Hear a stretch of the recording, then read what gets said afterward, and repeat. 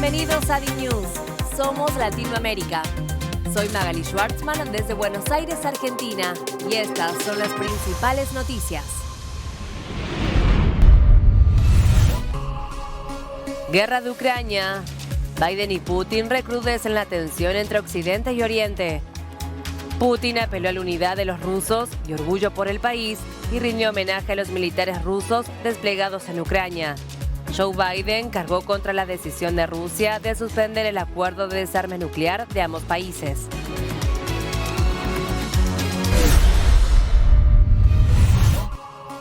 México. La reforma electoral de AMLO es ley. El Congreso de México aprobó la reforma promovida por AMLO que reduce el tamaño y presupuesto del órgano electoral mexicano.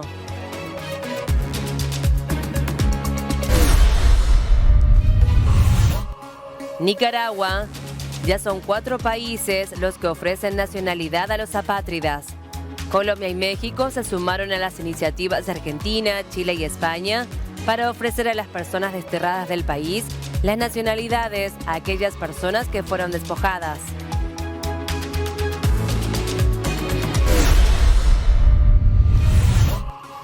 Ecuador. La Fiscalía acusará a Lenín Moreno. La fiscal general pedirá que formulen cargos contra el expresidente Moreno y más de 30 personas por presunta corrupción en relación con la construcción de la planta hidroeléctrica más grande del país.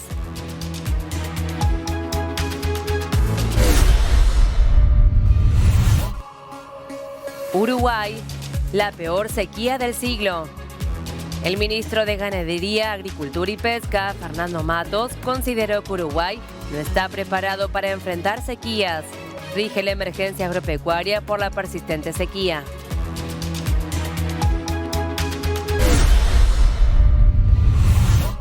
Colombia. No hay acuerdo de las FARC para un cese al fuego.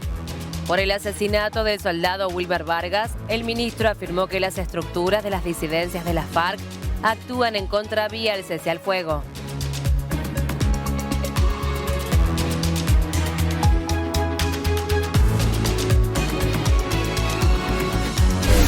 En Estados Unidos, en Florida, un tiroteo deja 3 personas muertas, incluida una niña y un reportero de TV que cubría los hechos. Hay un sospechoso bajo custodia. Un reportero de televisión de Orlando y un niño hacen parte de las 3 víctimas mortales que deja una serie de tiroteos en el condado de Orange, Florida, dijo la policía local. El sheriff del condado informó en una conferencia de prensa que el reportero trabajaba para la estación News 13. La oficina del sheriff agregó que había una persona bajo custodia. Keith Melvin Moses, de 19 años, fue arrestado y lo acusan de homicidio en relación a un tiroteo este miércoles y se espera que sea acusado de otros cargos en relación a 4 tiroteos que ocurrieron posteriormente ese mismo día, incluidos los disparos por los que murió un periodista que estaba cubriendo los hechos. El acusado tiene amplios antecedentes penales que incluyen cargos por posesión de armas, agresión agravada, agresión con agravantes y agresión con un arma mortal. Este tiroteo se dio en el condado de Orange, Florida, dejando 3 víctimas fatales, un reportero de televisión de Orlando, incluido una niña también. Estas son las imágenes de la vista aérea del lugar donde han ocurrido los hechos.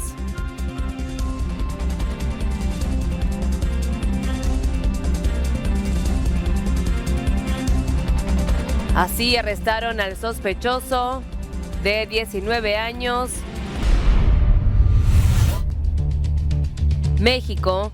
La reforma electoral de AMLO es ley. El Congreso de México aprobó la reforma electoral para ahorrar casi 200 millones al Estado. La misma modifica la estructura económica interna del Instituto Nacional Electoral y elimina el artículo que permitía la transferencia de votos a partidos minoritarios en riesgo de perder su registro. Con 72 votos a favor y 50 en contra, el Senado mexicano ha remitido al Ejecutivo de López Obrador el denominado Plan B de la reforma electoral, que permitirá al Estado ahorrar 184 millones de euros. Esta medida propone compactar áreas del Instituto Nacional Electoral, reducir órganos distritales, eliminar la transferencia de votos a los partidos en riesgo de perder su registro y poner un techo al sueldo de los consejeros electorales para que no ganen más que los miembros del gobierno. También permite a personas en prisión preventiva votar y se establecen límites a las interpretaciones del INE y Tribunal Electoral del Poder Judicial respecto a las declaraciones de funcionarios que podían considerarse propaganda y por las que se emiten sanciones.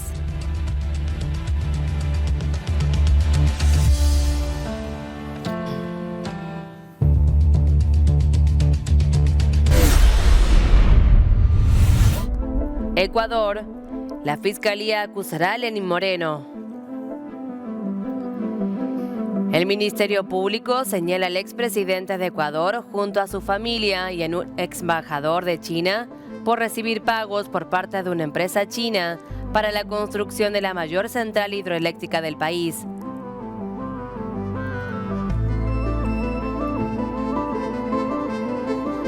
Hemos pedido a la Corte Nacional de Justicia fijar fecha y hora para la realización de la audiencia de formulación de cargos por el presunto delito de cohecho en contra de decenas de personas, entre ellas el ex vicepresidente de la República, Lenín Voltaire M., su esposa y una de las hijas de ambos, además de 2 hermanos y 2 cuñadas del primero. De acuerdo con la fiscal general, Diana Salazar, los sobornos en este caso ascienden a 76 millones de dólares, que corresponderían a aproximadamente el 4% del valor contratado de la obra. Asimismo, aseguró que la investigación llevada a cabo por más de 2 años logró reunir suficientes indicios de una estructura de corrupción con un alcance interestelar y transnacional y que habría desarrollado sus acciones ilícitas entre 2009 y 2018. Por su lado, Lenín Moreno rechazó las acusaciones y afirmó que durante su gobierno combatió frontalmente la corrupción y que en octubre de 2017 denunció 640 obras que ejecutó la administración de su antecesor Rafael Correa, que a su parecer tenían indicios de sobreprecio, mal manejo contractual o estaban inconclusas. Nicaragua. Ya son 4 países los que ofrecen nacionalidad a los apátridas. Colombia y México se suman al ofrecimiento de nacionalidad para los exiliados de Nicaragua. Los gobiernos de Andrés Manuel López Obrador y Gustavo Petro se sumaron a las iniciativas de Chile, Argentina y España para acoger a los más de 300 nicaragüenses que fueron despojados de su ciudadanía. Este grupo está compuesto por los 222 opositores que fueron desterrados hace unas semanas por Daniel Ortega y por los 94 que ya se encontraban exiliados. El presidente mexicano invitó a resolver la crisis política de Nicaragua mediante el diálogo, aunque evitó una vez más condenar las medidas del mandatario de ese país. Por su parte, Colombia ofreció la nacionalidad al escritor Sergio Ramírez, quien conversó en Madrid con el ministro colombiano de Relaciones Exteriores, Álvaro Leiva Durán.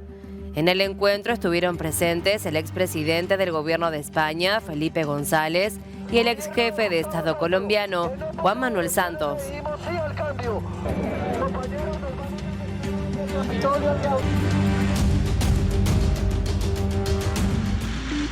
Buenos días. México se suma a la lista de países que ofrecen asilo y nacionalidad a los opositores nicaragüenses. Así lo anunció el miércoles el presidente mexicano Andrés Manuel López Obrador luego de que el régimen de Daniel Ortega despojara de la nacionalidad nicaragüense a más de 300 disidentes. Que todos los que quieran estar en nuestro país tienen las puertas abiertas. Más de 200 opositores nicaragüenses que estaban presos fueron excarcelados y expulsados a Estados Unidos. El gobierno de Ortega también le quitó la nacionalidad a 94 exiliados, entre ellos los escritores Sergio Ramírez y Yoconda Belli. La nacionalidad no se puede perder por decreto. López Obrador se refirió al tema luego de que el martes evitara hablar sobre Nicaragua. Dijo que espera que las diferencias en el país centroamericano se resuelvan mediante el diálogo. España, Argentina, Chile y Colombia también han mostrado su solidaridad con los opositores nicaragüenses que quedaron apátridas. Estados Unidos, la ONU y varias ONGs han denunciado la represión de Ortega, en el poder desde 2007 y reelegido sucesivamente en cuestionados comicios. Cuba denuncia la detención de Vladimir Turró y Julio Leaga. Medios independientes informaron de la detención de 2 redactores en las últimas horas, además de una caída en la red móvil de Internet. Los periodistas fueron detenidos por varias horas e interrogados por oficiales gubernamentales, según las denuncias. Vladimir Turró fue arrestado tras salir de la casa de la líder del grupo disidente Damas de Blanco, Berta Soler, y liberado casi 3 horas después. Por su parte, Julio Leaga sostuvo que lo tuvieron 2 horas dentro del patrullero y lo llevaron a la comisaría de Zanja. En ese mismo sentido, la periodista Joanny Sánchez, quien dirige un medio digital en Cuba, denunció que la redacción de su medio sufrió un corte de internet y en sus líneas telefónicas. Reino Unido, la semana de 4 días laborales, aprobó su primer estudio. Un experimento en Reino Unido ha demostrado que reducir la jornada laboral no solo aumenta significativamente la productividad de los empleados, sino también las ganancias de las empresas. Unas 61 empresas participaron en lo que hasta ahora es el ensayo más abarcador que se ha hecho de un esquema laboral de 4 días. A la mayoría de los ejecutivos les gustó tanto que decidieron adoptarlo de forma indefinida. Casi 3.000 empleados participaron en el piloto, que fue llevado a la práctica entre junio y diciembre de 2022. En ese periodo de tiempo, las empresas que probaron la semana laboral de 4 días registraron más ingresos y menos deserción de personal.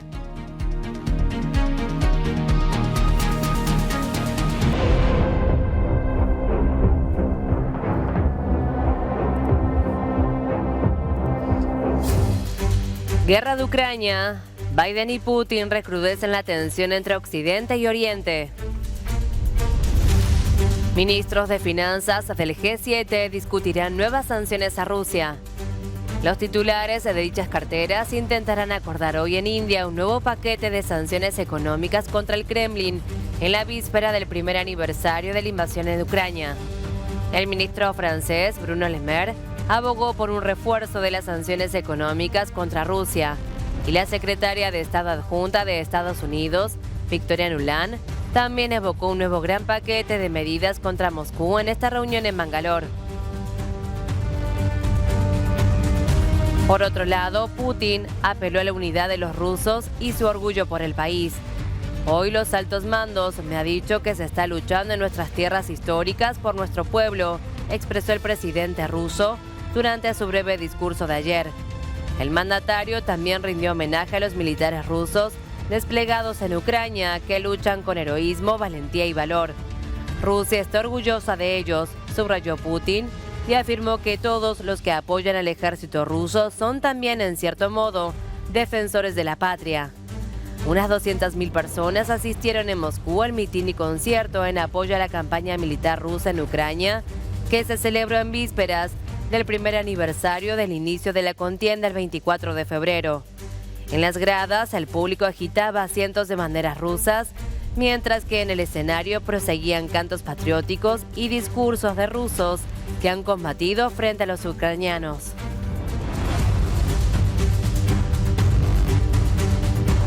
Por otra parte, Joe Biden cargó contra la decisión de Rusia de suspender el acuerdo de desarme nuclear de ambos países.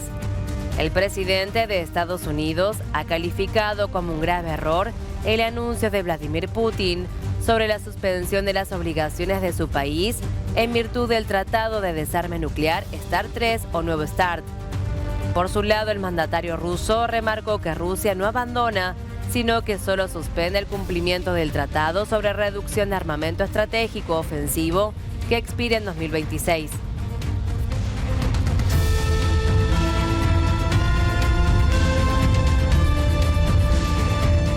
El Papa Francisco pidió un alto al fuego en Ucrania y el inicio de negociaciones de paz.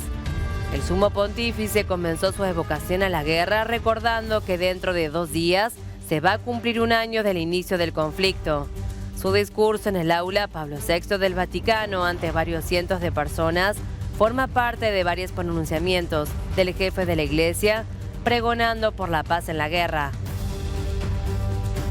Hace una semana el Papa hizo el llamamiento para que terminen pronto los crueles sufrimientos en Ucrania.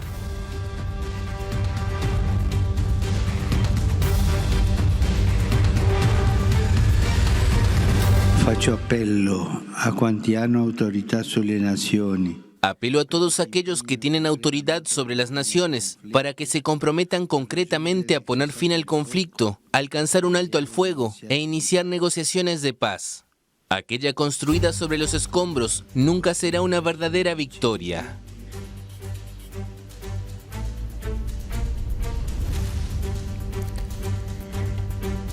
Zelensky confirmó que China no le ha presentado ningún acuerdo de paz para poner fin a la invasión rusa.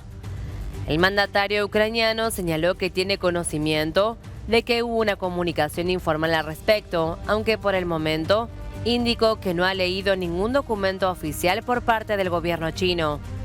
Creo que es importante tener una posición, explicó el mandatario ucraniano, agregando que a Kiev le interesan iniciativas de paz de todos los estados, incluidos los europeos, los africanos o asiáticos. Por su lado, Wang Yi, consejero de Estado de China, anunció el sábado que Beijing está ultimando los preparativos de una iniciativa de paz para poner fin a la guerra en Ucrania. A su entender, la iniciativa del gobierno de Xi Jinping nace de un esfuerzo para despejar el aparente retorno a la mentalidad de la Guerra Fría que reina entre las superpotencias mundiales.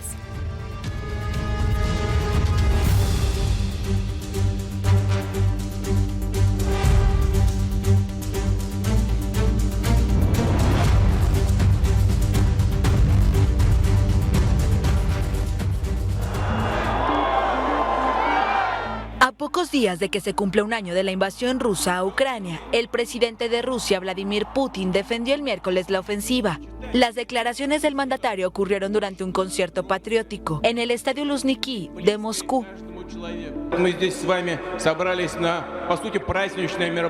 Todos estamos aquí para esta celebración, lo sé. Pero la jerarquía militar me ha dicho que en este momento se está luchando en nuestras tierras históricas por nuestro pueblo.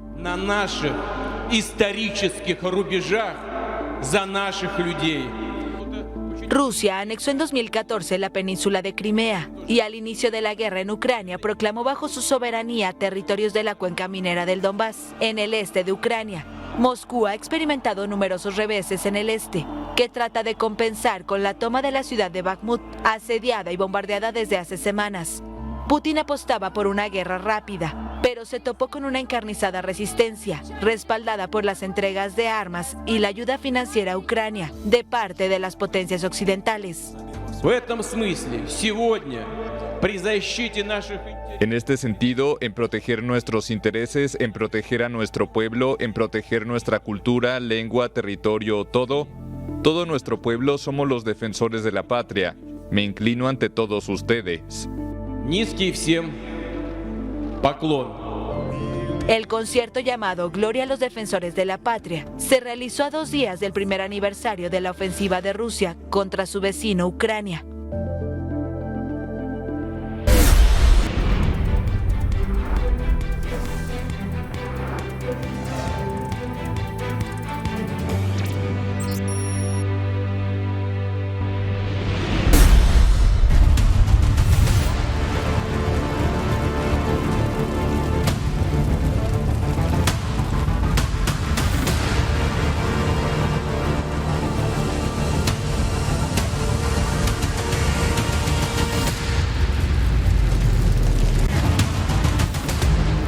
Uruguay, la peor sequía del siglo.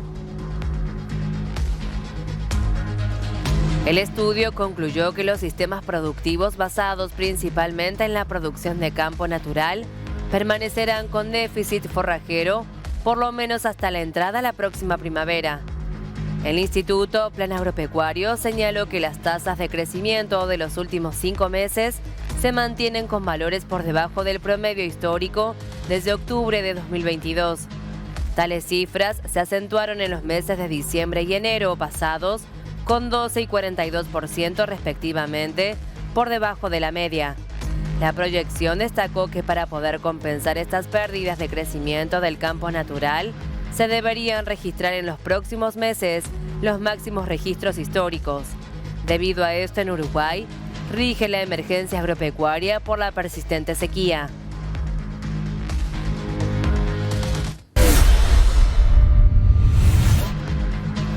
Chile. La Corporación Nacional Forestal afirma que la intencionalidad de incendios es de 41% en zona sur. La CONAF informó que el origen por un hecho doloso en la Araucanía llega a un 42.2%, en tanto en Biobío la cifra alcanza un 37.2%, dos de las zonas más afectadas por los siniestros que hace 2 semanas afectan al país y han dejado 25 fallecidos. El promedio de intencionalidad de ambas regiones supera el 25% comunicado hace unos días por el Ejecutivo, basándose en datos de la entidad, pero solo en siniestros investigados durante este 2023 a nivel nacional. Durante las últimas 2 semanas, más de 7.000 personas han sido damnificadas durante la emergencia y más de 450.000 hectáreas han sido consumidas por las llamas. 348.000 de ellas concentradas en las regiones del Biobío y la Araucanía. Por otra parte, en una iniciativa en Chile plantean cambiar el modelo forestal tras los incendios.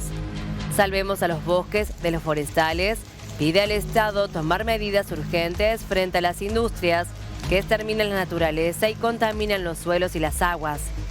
Expertos aseguran que la voracidad del fuego se debe al aumento de las temperaturas, la prolongada sequía y a la industria forestal que devastó bosques nativos y sembró más de 6 millones de hectáreas de plantaciones exóticas de pino y eucalipto, altamente inflamables. Esta situación llevó a la Red de Superación del Modelo Forestal a iniciar una campaña que incluye el establecimiento de regulaciones a las compañías madereras para prevenir nuevos desastres ecológicos y sociales. Por otro lado, el gobierno destacó el rol que jugará el Fondo Nacional de la Reconstrucción, que estableció una serie de beneficios tributarios a las donaciones que se destinen a financiar la construcción, reconstrucción, reposición, remodelación, restauración o rehabilitación para las zonas afectadas por una catástrofe. Brasil. Aumentaron a 48 los muertos por el fuerte temporal. La cifra la confirmó Tarcísio de Freitas, gobernador del estado de San Pablo, quien agregó que hay 38 desaparecidos.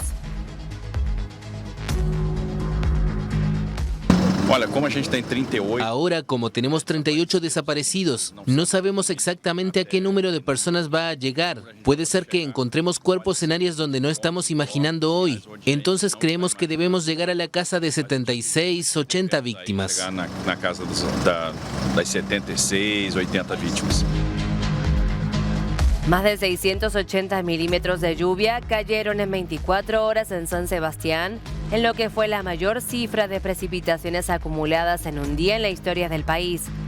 El temporal generó deslaves que bloquearon las carreteras y dejaron barrios enteros aislados. Además, están previstas nuevas lluvias a lo largo de la semana en la región, aunque menos intensas, de entre 20 y 50 milímetros por día.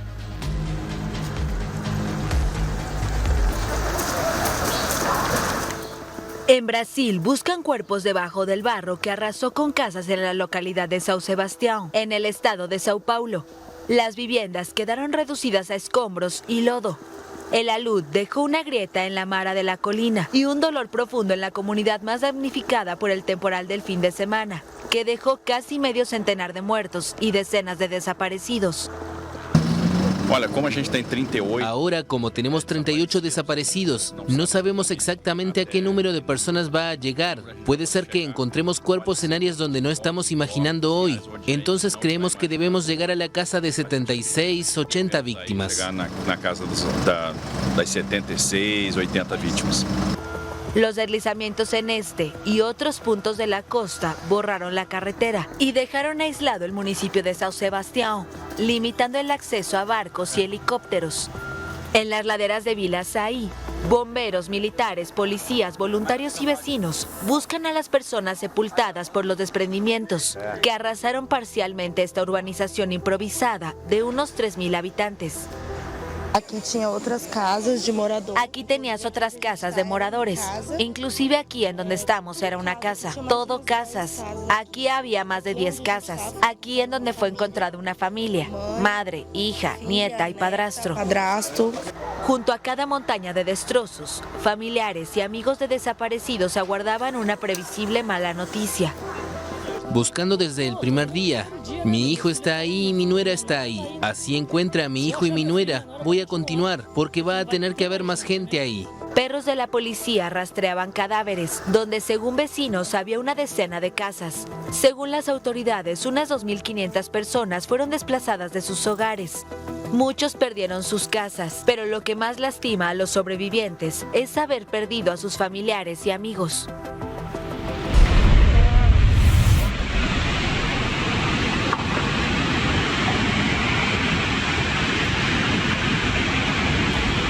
Ecuador, ya son 4 muertos por las inundaciones. Los decesos fueron provocados por el aluvión sucedido el último martes en Pampanga. Además, las fuertes lluvias y tormentas eléctricas que aquejan a las distintas regiones del Ecuador mantienen a varias poblaciones viviendo entre las aguas. Los daños materiales incluyen vías cerradas, puentes destruidos, casas inundadas y otras pérdidas para las familias.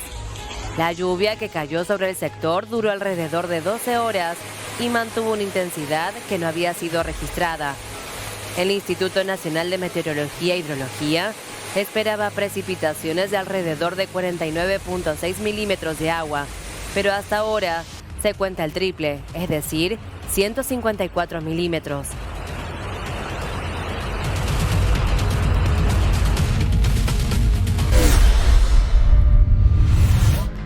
Italia. Las mareas inusuales generaron canales secos en Venecia. El país está nuevamente en alerta ante una posible emergencia por sequía este invierno boreal.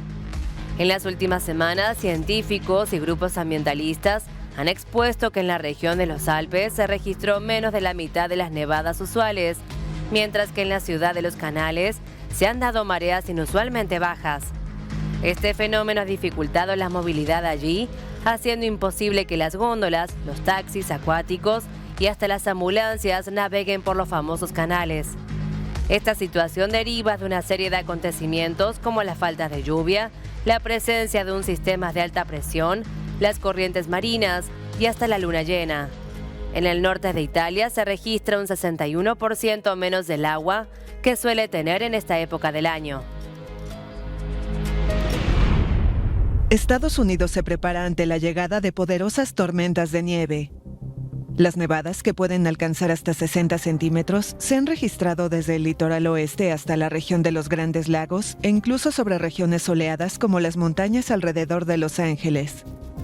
El Servicio Nacional del Clima alertó que las rápidas ráfagas de nieve y viento podrían causar condiciones duras en espacios abiertos y carreteras, por lo que llamó a llevar linternas, comida y agua en los vehículos en caso de tener que viajar.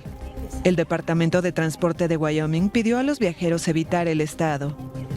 Más de 1.400 vuelos con rutas estadounidenses habían sido cancelados hasta las 19 horas GMT del miércoles, de acuerdo con el portal Flightwear.com, que resaltaba en su mapa la región de Denver como bastante golpeada.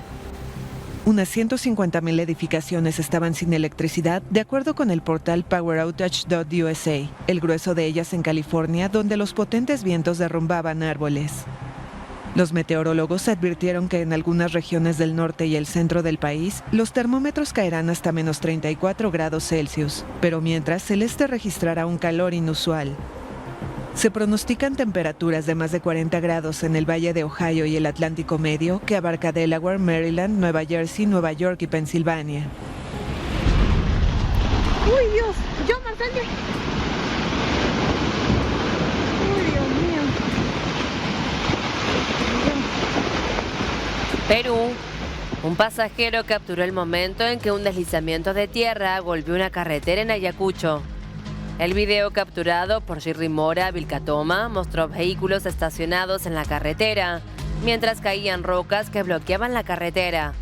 Frustrados porque los vehículos no podían continuar su viaje, varias personas atravesaron el lugar del accidente caminando sobre las rocas. Otros van caminando, pero yo no puedo porque mi mamá es anciana, dijo la pasajera del bus, Marcelina Palacios, quien viajaba de Icapausa.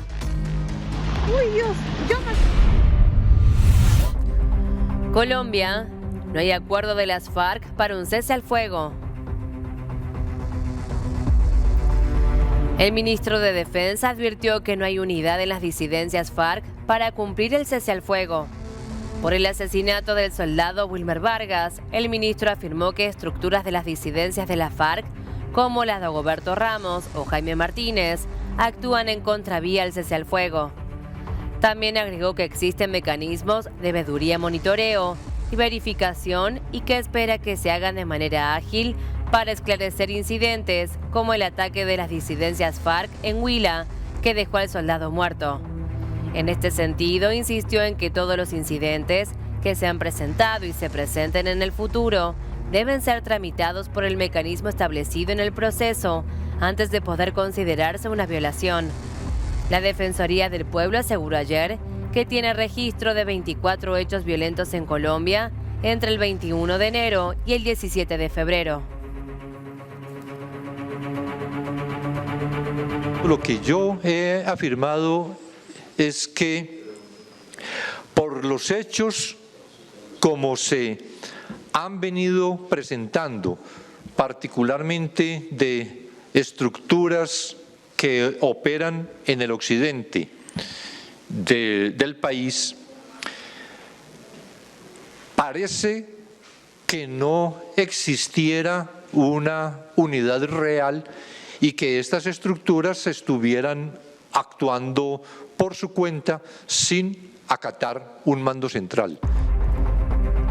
Por otro lado, Danilo Rueda aseguró que el monitoreo del cese al fuego está funcionando pese a ataques de disidencias. El alto comisionado para la paz manifestó que ese mecanismo ha acudido a diversos puntos para aclarar y precisar diferentes puntos y hechos de orden público. Nada de lo que sucede en el país, cualquier hecho, lo estamos atendiendo de manera inmediata. Cabe mencionar que este mecanismo es parte del anuncio del 8 de febrero, en el que el gobierno también prometió que va a redactar recomendaciones para la prevención y atención de posibles incumplimientos a lo acordado. Por otra parte, Colombia es el país con mayor número de defensores de derechos humanos asesinados en 2022. La Comisión Internacional de Derechos Humanos registró 46 casos en el país. Es seguido por Brasil, en donde se reportan 8, y el tercer lugar es ocupado por México con 4. En la región, el total asciende a 162 asesinatos. De los casos reportados en Colombia, 26 fueron confirmados y 20 más están en proceso de verificación. La mayoría de los perfiles corresponden a líderes indígenas, afro y ambientales. El Estado colombiano informó a la comisión que se encuentra investigando los casos y explicó que desde 2016 la Fiscalía General de la Nación ha desarrollado una estrategia de investigación y judicialización en los delitos cometidos contra los defensores de derechos humanos.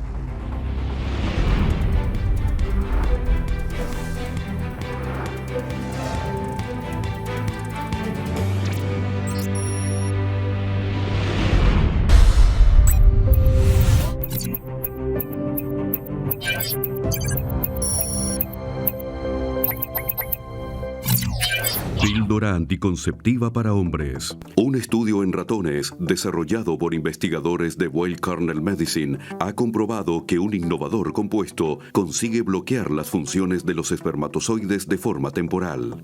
Esta futura píldora anticonceptiva masculina sería administrada en una única dosis oralmente antes de mantener relaciones sexuales y no afectaría ni a la eyaculación ni al comportamiento sexual del hombre.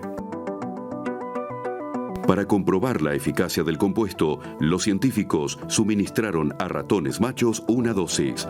El efecto del mismo hace que los espermatocitos permanezcan inmóviles por 1 hora y media e impediría que llegue al óvulo.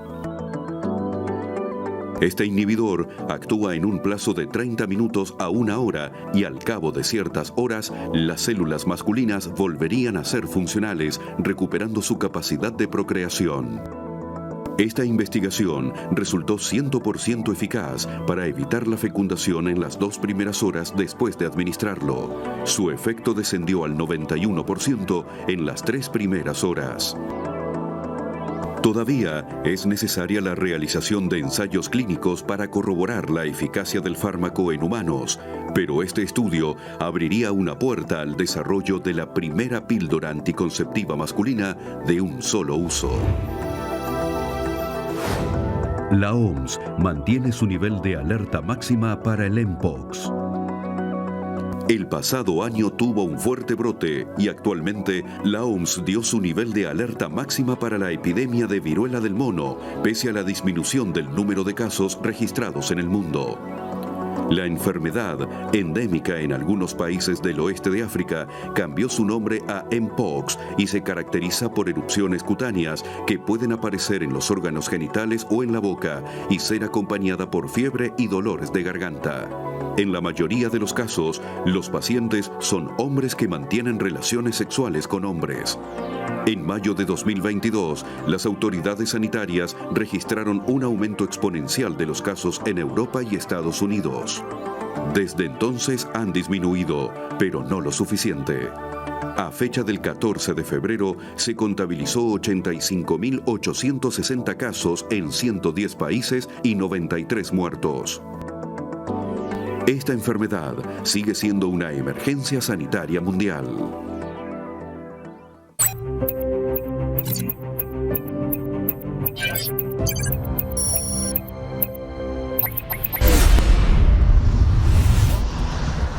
En la ciudad turca de Antakya, pequeños y frágiles globos rojos contrastan con el gris de los escombros.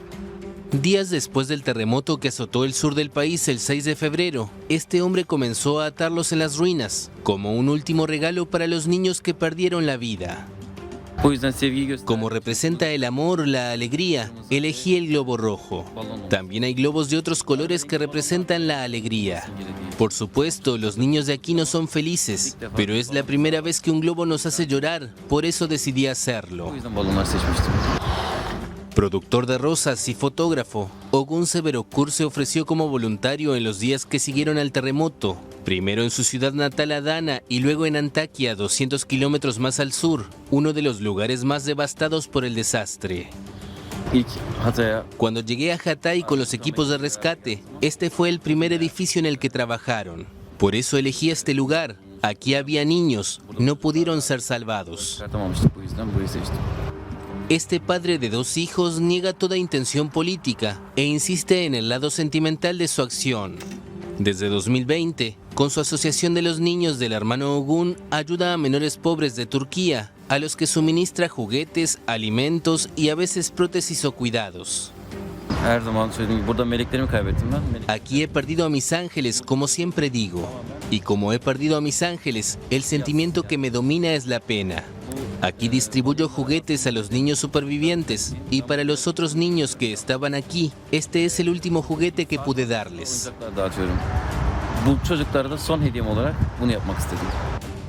Más de 42.000 personas murieron en Turquía a causa del terremoto, una cifra que asciende a 46.000 si se suman los que murieron en la vecina Siria.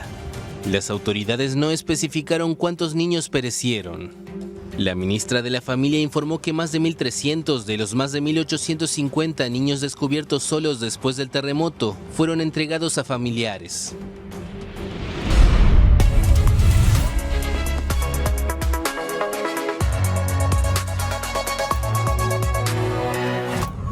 habló de la posible vuelta de Messi a Barcelona. La verdad, nada que añadir. Ya dije en muchos momentos que esta es su casa, para Leo esta es su casa y que tiene las puertas abiertas, así que no puedo decir nada más.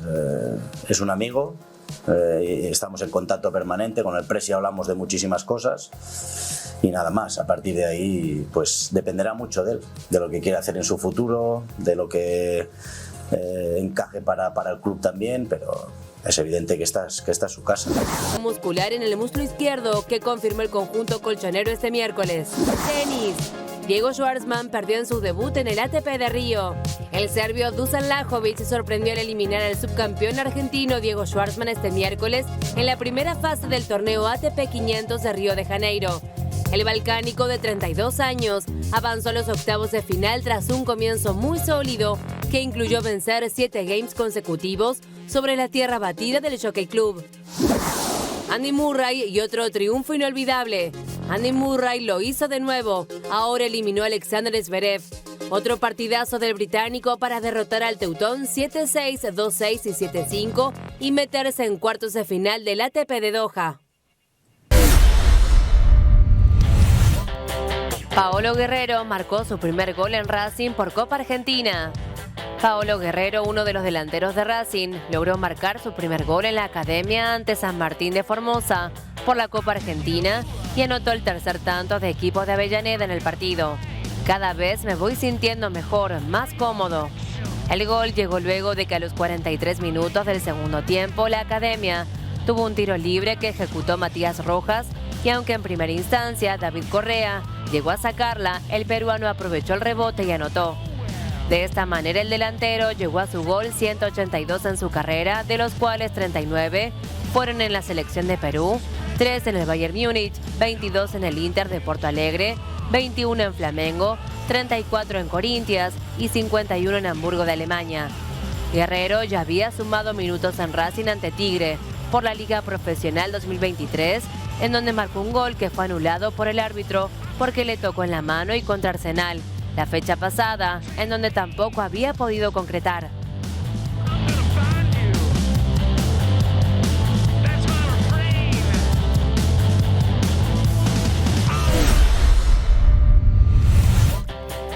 River venció 3-2 a Banfield y jugará la final del Trofeo de Campeones ante Boca, con el objetivo de meterse en la final del Trofeo de Campeones 2020, en donde espera Boca. River ganó 3-2 ante Banfield en el estadio Mario Alberto Kempes. El encuentro fue una suerte de desempate para definir al rival del Ceneice, que se ganó su lugar por haber sido el campeón de la Superliga 2019-2020 y de la Copa Diego Maradona 2020. Los goles del millonario fueron de Santiago Simón por duplicado y uno de Miguel Borja. Por su parte, Andrés Chávez y Juan Bizanz descontaron para el taladro. Ya sobre el cierre, a los 5 minutos del tiempo extra, Bizanz, luego de una gran jugada colectiva, descontó para Banfield y le complicó un poquito más las cosas a River. Justamente el conjunto de De Michelis se aseguró definir el título con Boca, que fue el campeón de la Superliga y de la Copa de la Liga 2020.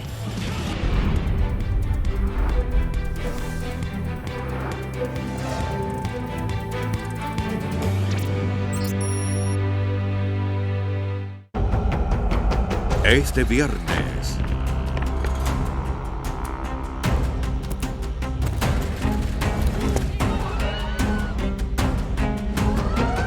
la guerra que cambió el mundo.